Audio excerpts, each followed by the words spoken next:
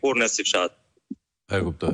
Ne gjithë që ishim dje që mendimën tuaj se pa ardhur ju nuk bësh dot asnjë gjë se ai nuk vinte, dhe që folëm në telefon, a thoshte që nuk jam sot, jo nuk jam informuar, jo betoj shkot, jo andaj po këtej. Në momentet që mori vesh do vinin ju televizionin juaj, edhe atëra erdhi direkt pas 5 minutash pas më rritën gazetarët e erdhën. E kuptoj. Për kuriozitetin e publikut, Aristile dhe Antonella, mund ma tregoni rrugën ku ndodheni tasho? Ashtu me kushtet tuaja me celular aty. Nuk ka problem, le të ketë kështu defektesh. Vetëm pa lëvizur shumë, vetëm ktheheni nga rruga kamerën. Kjo që po shkëlqen është Pulluca, besoj. Kjo që shkëlqen kështu. Si?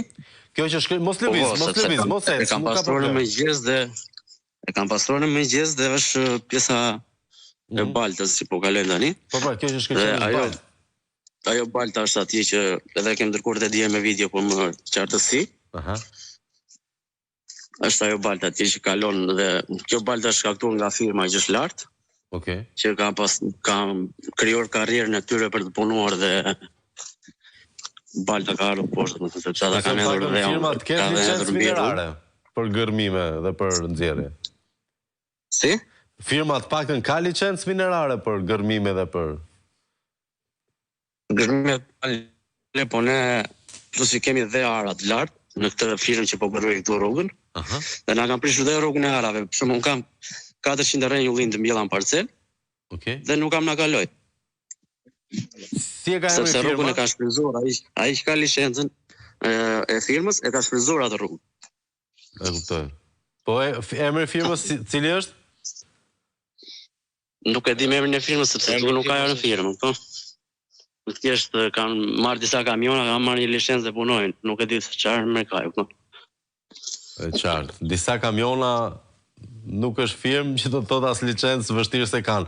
Për sa kilometra po flasim, Djema? Si? Për sa kilometra rrugë po flasim me një korsi, se aq duhet aty?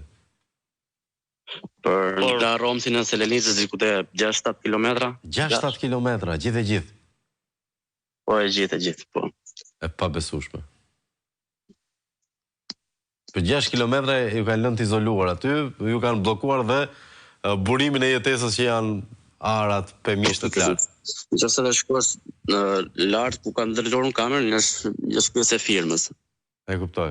Që kanë kamionat mjetet lartë. Po, dallohet diçka në formë siluete se nuk është cilësia shumë e mirë, po është paktën dallohet rruga që është gjithashtu me cilësi më të keqe edhe nëse do e xhironim me kamera HD. Jam sigurisht pak i shokuar dhe shumë i keqardhur për gjendjen në cilën ndodheni, edhe kjo është për te rrethanave të vështira të kohës dhe të motit, është mbi të gjitha një abuzim i pastër me jetët e 7 banorëve të Romsit që po të ishte rruga nuk do ishin 70, po do ishin 700 besoj.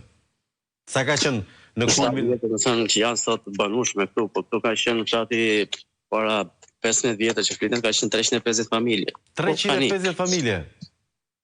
350 familje që kanë qenë. 10 fish do më të me sot. Banueshme. Sot janë 70 banueshme. E kuptoj. Dhe e forta është se tani për momentin që kanë hapur sot mëngjes tani në mëngjes, ajo pas 1 ore, 2 ore besoj se prap sa do bllokohet, se sa po vini edhe është për me ujshme dhe rrëshket. E kuptoj.